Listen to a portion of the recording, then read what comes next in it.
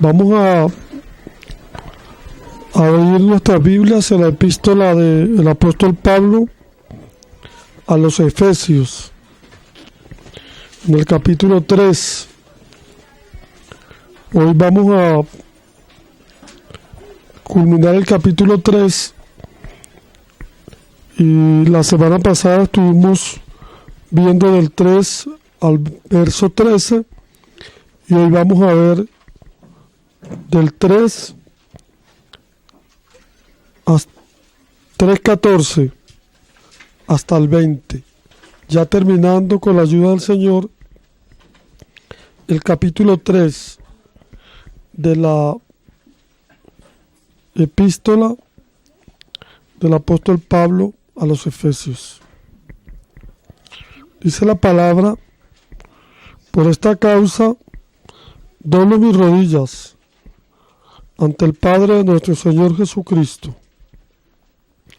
de quien toma nombre toda familia en los cielos y en la tierra, para que os dé, conforme a la riqueza de su gloria, el ser fortalecidos con poder en el hombre interior por su Espíritu, para que habite Cristo por la fe en vuestros corazones, a fin de que, arraigados y cimentados en amor, seáis plenamente capaces de comprender con todos los santos cuál sea la anchura, la longitud, la profundidad y la altura, y de conocer el amor de Cristo, que excede a todo conocimiento, para que seáis llenos de toda la plenitud de Dios.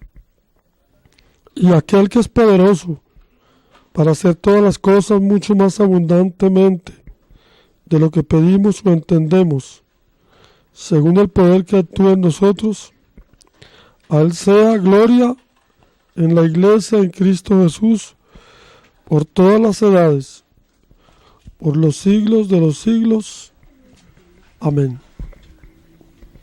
Bueno, la semana pasada estuvimos viendo cómo Pablo nos hablaba sobre el misterio de Dios, que es Cristo, y cómo Pablo ejercía su ministerio entre los gentiles, dando a conocer, como ya lo habíamos dicho la semana pasada, el misterio de Dios, que es Cristo, y cómo los gentiles son también coherederos de la misma gracia.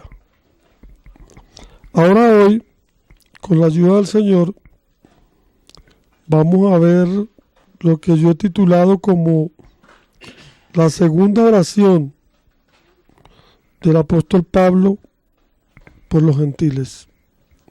Cuando estábamos estudiando Efesios, el capítulo 1, 15 al 20, pudimos ver la primera oración que Pablo hace allí por los hermanos. Y estuvimos hablando en aquella oportunidad que Pablo pedía que los hermanos tuvieran revelación en el conocimiento de Él. ¿Se acuerdan? También pedía para que los corazones de los santos fueran alumbrados, para conocer cuál es la esperanza a la cual han sido llamados.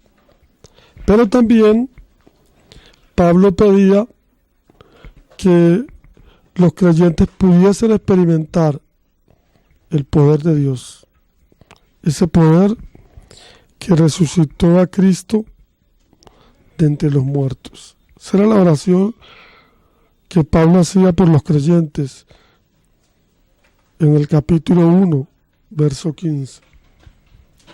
Hoy vamos a ver en qué consiste esta segunda oración que el apóstol Pablo hace por ellos.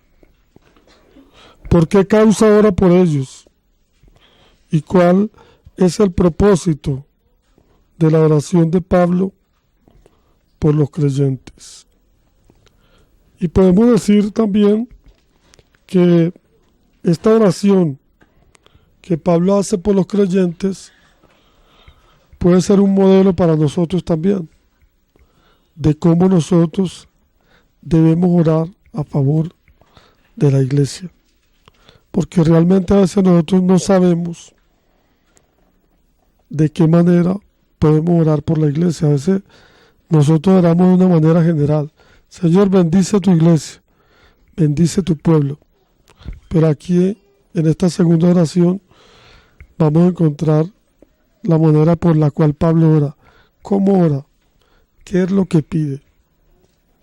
Y yo creo que es importante que aprendamos del apóstol Pablo sobre la oración. También hay otra cosa que es importante notar, que Pablo no solamente lleva un ministerio de predicación, de hablarle a los creyentes, sino que Pablo oraba por los creyentes, a fin de que eso que él les hablaba acerca del misterio de Cristo, acerca de Cristo, acerca de la iglesia, fuera una realidad en ellos. Entonces, por eso que en el versículo 14 y 15, Pablo dice: por esta causa doblo mis rodillas ante el Padre de nuestro Señor Jesucristo. Entonces,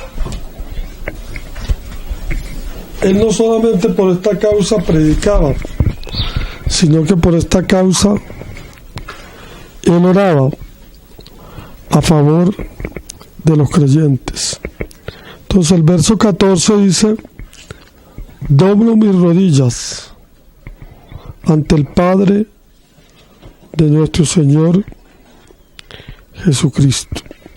Entonces, en este verso vemos que Pablo sabía lo importante que era orar a favor de los creyentes, como ya dijimos, y sabía también cómo orar por los creyentes. Entonces, Pablo sabía que la eficacia de ese ministerio que el Señor le había dado, o la efectividad de eso que él hablaba, se lograba también orando por los creyentes.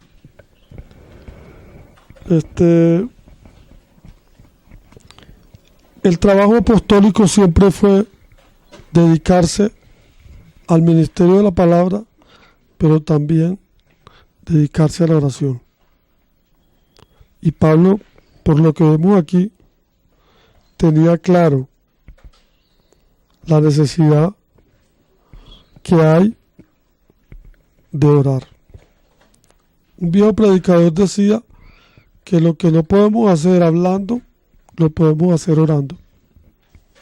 Hay cosas que no se pueden lograr solamente hablando, sino que se logran orando.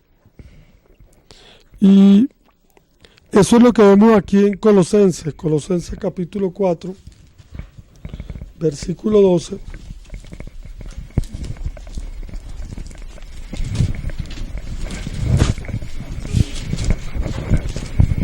Aquí hay una referencia que nos dan sobre Epafras. Dice: os saluda Epafras, el cual es uno de vosotros, siervo de Cristo, siempre rogando encarecidamente por vosotros en sus oraciones, para que estéis firmes, perfectos y completos en todo lo que Dios quiere. Fíjese cómo Epafras sabía que la oración podía lograr que los creyentes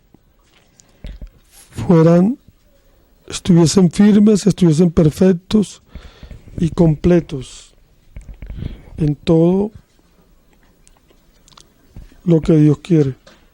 Entonces, esa referencia a Epafras es muy importante tenerla en cuenta para que nos demos cuenta, hermano, que la oración también es un trabajo a favor de la iglesia.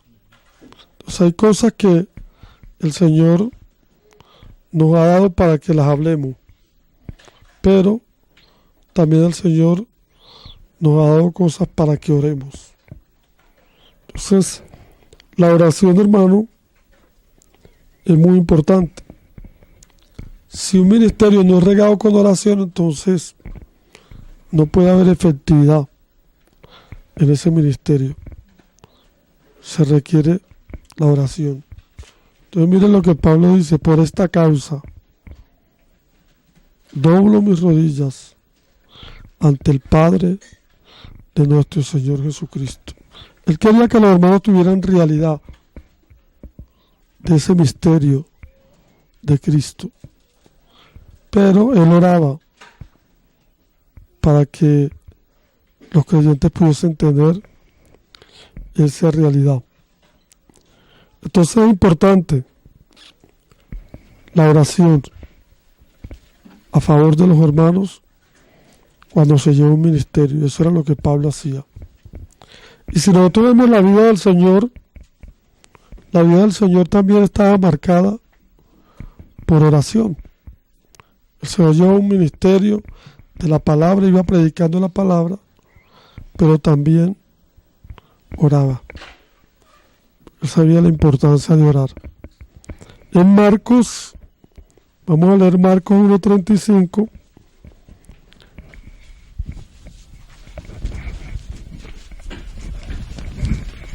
Miren lo que dice el evangelista. Vamos a leer dos pasajes. Marcos 1:35 y Lucas 6:12.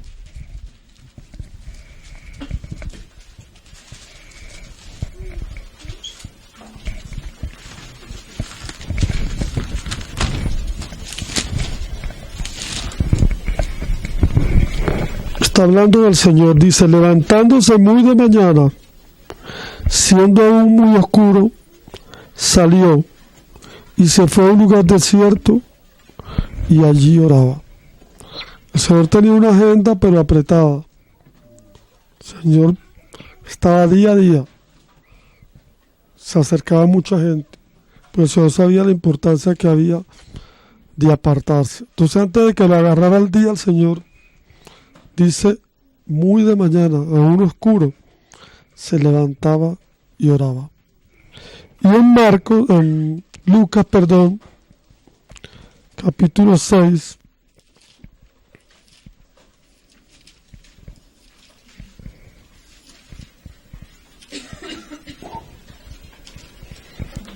verso 12, previamente, antes de que él pudiese escoger los discípulos, los apóstoles, dice: en aquellos días él se fue al monte a orar y pasó la noche orando a Dios. Y cuando era día, llamó a sus discípulos y escogió a los 12 de ellos, a los cuales también llamó apóstoles. O sea, entonces fíjense la importancia de la oración. Aún el mismo Señor, siendo el Hijo de Dios, se dedicó a orar. Se levantaba temprano a orar. Y había momentos que pasó toda la noche orando. Él iba a elegir los apóstoles, pero previamente entonces oró. Entonces todos esos ejemplos nos hacen ver, hermano, lo importante que es poder, como dice el apóstol Pablo, doblar las rodillas ante el Padre de nuestro Señor Jesucristo. Llevar una vida de oración a favor de la iglesia, a favor de los que oyen la palabra. Porque, los hermanos a veces dicen: la palabra estuvo buena o la palabra fue edificante. Pero no se requiere que los hermanos simplemente se queden ahí, sino que ellos puedan experimentar plenamente esa palabra que se está dando. Entonces, por eso era que Pablo, hermano, doblaba sus rodillas ante el Padre de nuestro Señor Jesucristo. Ahora el verso 16 dice, ¿por qué oraba el apóstol Pablo?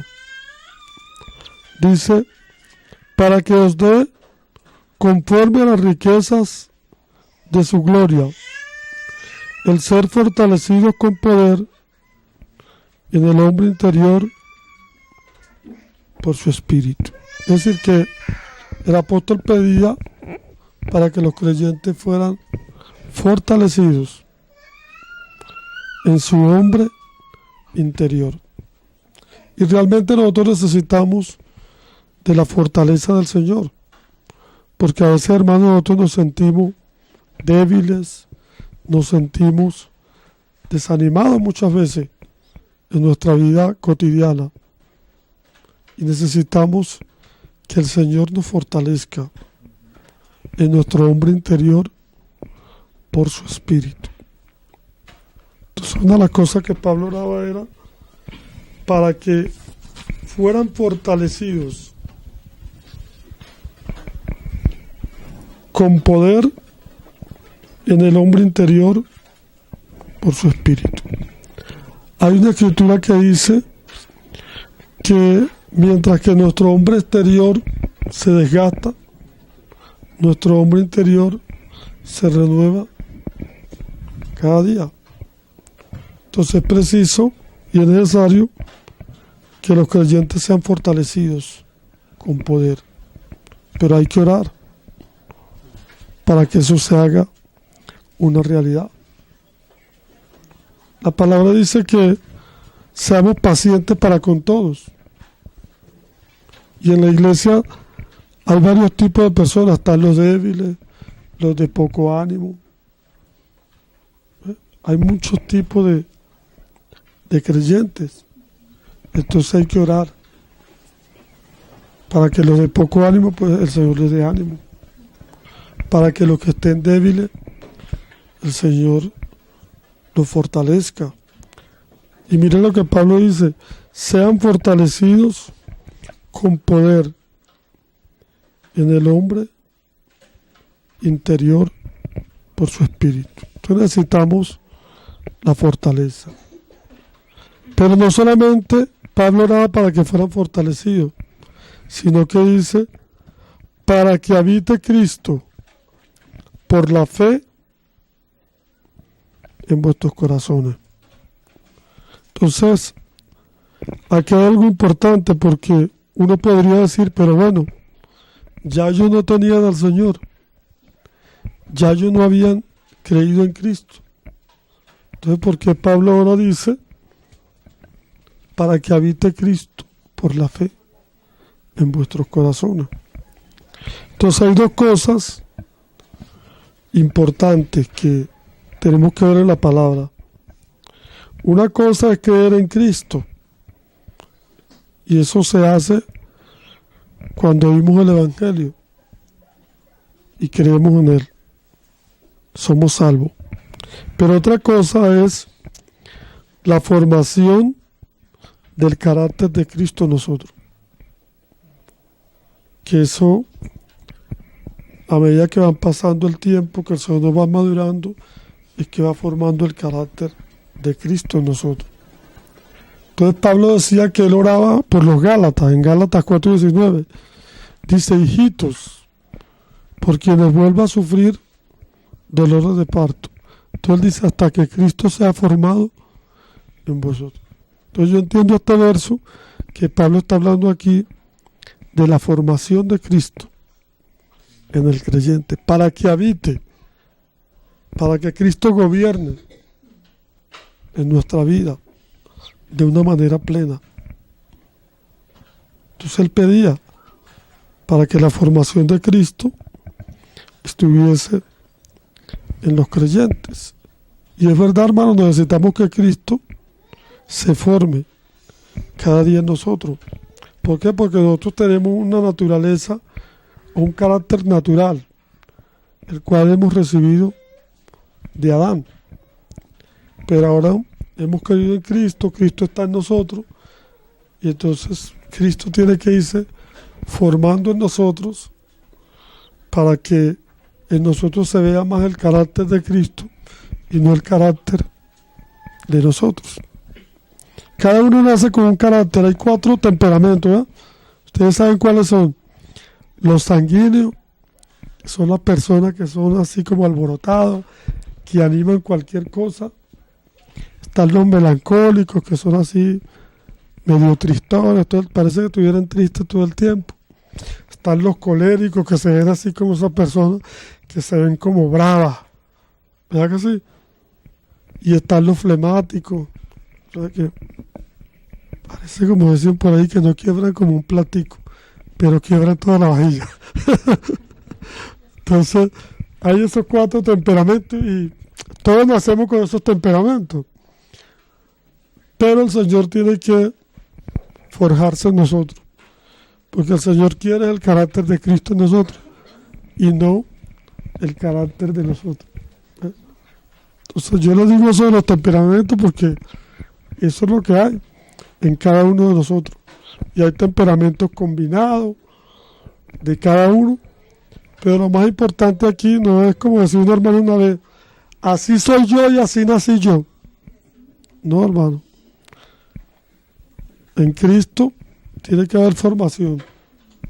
Acuérdense de lo que dice el apóstol Pablo, ya no vivo yo, sino que vive Cristo en mí.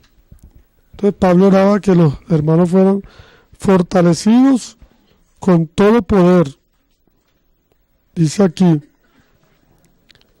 en el Espíritu, para que habite Cristo por la fe en vuestros corazones. Creo que nosotros deberíamos orar por los nuevos y decir, Señor, fórmate en ellos. Forma el carácter de Cristo en los hermanos. Y aún en nosotros mismos también. Fórmate, Señor, en nosotros.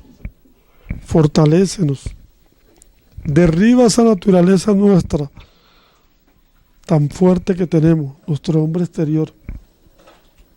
Y permite que tu Hijo pueda aflorar en nosotros. Entonces lo pedía el apóstol Pablo. También él pedía, dice, que los creyentes fueran arraigados y cimentados en amor, a fin de que sean arraigados y cimentados en amor. Hay un pasaje que estuvimos viendo en Colosenses 2,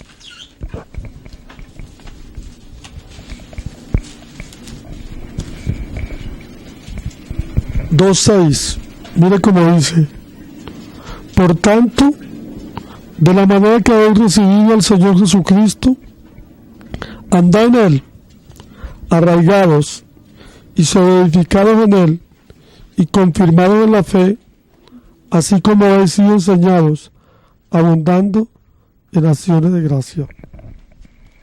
Entonces es necesario que los creyentes se fundamenten en Cristo, se cimenten en Él, estén arraigados allí, como un árbol que está bien plantado. Es necesario que los creyentes sean arraigados, cimentados en Cristo. Por eso Epafras oraba, dice que oraba encarecidamente para que estuviesen firmes. Señor, afirma a los creyentes. Señor, que se arraiguen en ti, Señor, que estén cimentados en ti. Porque a veces los hermanos vienen a la iglesia, a veces se cimentan en el hombre y no en Cristo. El día que el hombre no está, entonces los creyentes se derriban. Yo soy una denominación que el pastor tuvo una dificultad y tuvo que irse, y yéndose el pastor se fue la mitad de la gente. No estaban cimentados, hermano, en Cristo, sino en el hombre. Y el apóstol Pablo siempre procuraba que los creyentes estén cimentados, estén arraigados en Cristo. Por eso Hebreos dice, puesto los ojos en Jesús, el autor y consumador de la fe. Pablo quería y decía, oraba, que se cimentaran, que se arraigaran en Cristo. Y luego dice, y que seáis plenamente capaces de comprender con todos los santos cuál sea la anchura, la longitud y la profundidad y la altura, y de conocer el amor de Cristo, que excede todo conocimiento, para que seáis llenos de la plenitud de Dios. Ahora Pablo aquí va a dar las medidas de Cristo. Fíjense que Pablo dice que él ora para que ellos puedan comprender con todos los santos, porque resulta que la vida de la iglesia es corporativa. Hay cosas que no las vamos a comprender solo, sino con todos los santos. Por eso es necesario que como cristianos entendamos que somos las ovejas del Señor, pero las ovejas tienen que estar juntos. ¿Se acuerda de ese versículo que leímos o que comentamos el sábado pasado? En Cantares, la tsunamita dice, hazme saber dónde estás, dónde mora, dónde esteas. Y el Señor le dice, si quieres saber, oh amada mía, dónde estoy, sigue las huellas del rebaño. Entonces dice, para que seáis capaces de comprender con todos los santos. Entonces hay cosas que nosotros necesitamos comprender, pero esa comprensión viene cuando estamos corporativamente. O sea, el Señor no quiere que estemos solos, sino que estemos siempre en la comunión del cuerpo de Cristo. Y entonces dice que comprendamos cuál sea la anchura. Está hablando de una medida, la anchura. Luego está hablando de la longitud, la profundidad y la altura. Son 4 medidas que el apóstol Pablo da allí. Había un hermano, aquí yo las anoté, cómo describía él estas 4 medidas. Decía, la anchura se ve en el amor de Cristo por los judíos y los gentiles. La longitud, el amor de Cristo que se extiende desde la eternidad hasta la eternidad. La profundidad, el amor de Cristo que se ve evidente como vino para morir y salvarnos de nuestra condición de muerte. Y la altura revela el amor de Cristo que llega a la cúspide por nosotros, que no solamente nos resucitó, sino que nos sentó en los lugares celestiales con Cristo. Así escribía este hermano esta medida de lo que es la plenitud de Cristo. Entonces él dice que él oraba para que comprendiésemos con todos los santos cuál sea la anchura, la amplitud, la longitud, la profundidad y la altura, y de conocer el amor de Cristo que excede a todo conocimiento, para que seáis llenos de toda la plenitud de Dios. Todo esto es necesario, que los creyentes podamos conocer estas medidas de Cristo, su anchura, su plenitud, lo grande lo que es el Señor, pero con todos los santos. Y dice y de conocer el amor de Cristo, que excede a todo conocimiento, para que seáis lleno de toda la plenitud de Dios. Es decir, que el propósito de Dios, como al principio, es que Él pueda expresarse a través de nosotros, que podamos experimentar toda la plenitud de Dios en nosotros. Pero esa plenitud viene a medida que nosotros vamos conociendo más al Señor. Y luego el apóstol Pablo finaliza esta oración confiando en que lo que él ha pedido, el Señor lo va a hacer.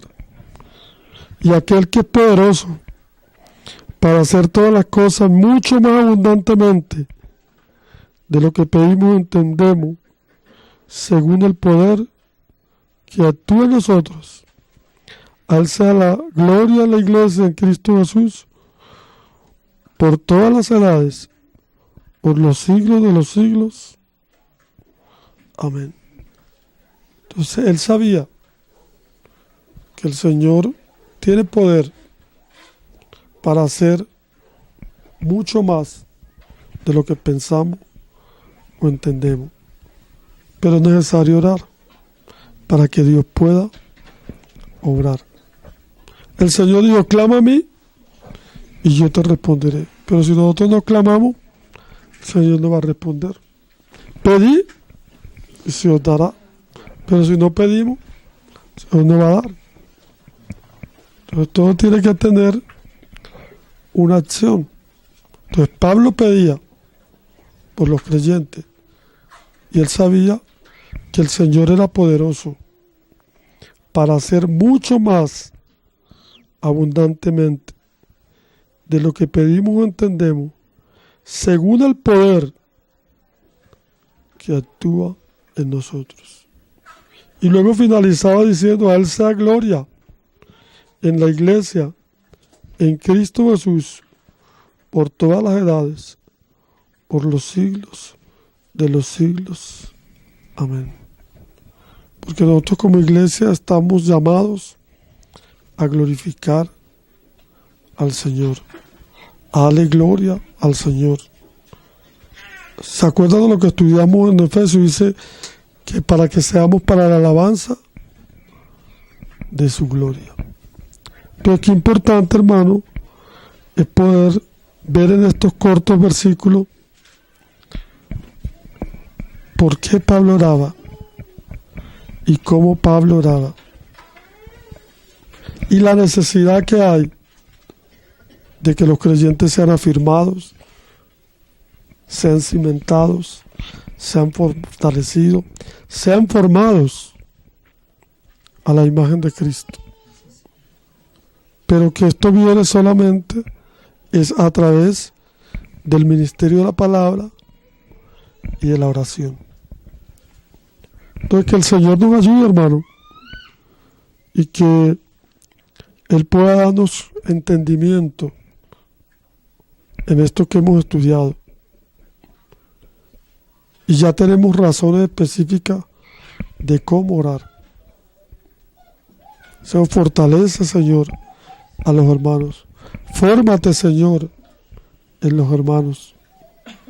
Señor, haz que se pueda conocer tu plenitud, la anchura, la longitud, la profundidad del amor de Cristo.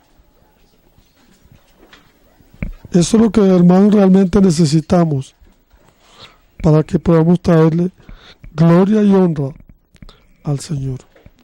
Entonces, ya aquí en este capítulo 3, Pablo ya concluye con la revelación del misterio de Dios, que es Cristo, y la formación de la iglesia como aquella esposa que el Señor está preparando para su hijo. Ahora ya en el capítulo 4, entonces vamos a comenzar a ver el andar de aquellos que han sido llamados por Cristo, que han sido salvados, que han sido predestinados. porque hay un andar también. No solamente decir, no, yo soy cristiano. Como decía un hermano una vez, a mí me conocen que yo soy cristiano porque siempre me ven con la Biblia en la mano, decía él. Yo decía, no, hermanito, la gente no nos va a conocer porque cargamos la Biblia en la mano. Es por nuestra vida, por el estilo de vida. El cristianismo no es solamente el cargar una Biblia en la mano, el cristianismo es un estilo de vida. Entonces Pablo va a hablar también de eso en el capítulo 4. Amén. Entonces vamos a orar.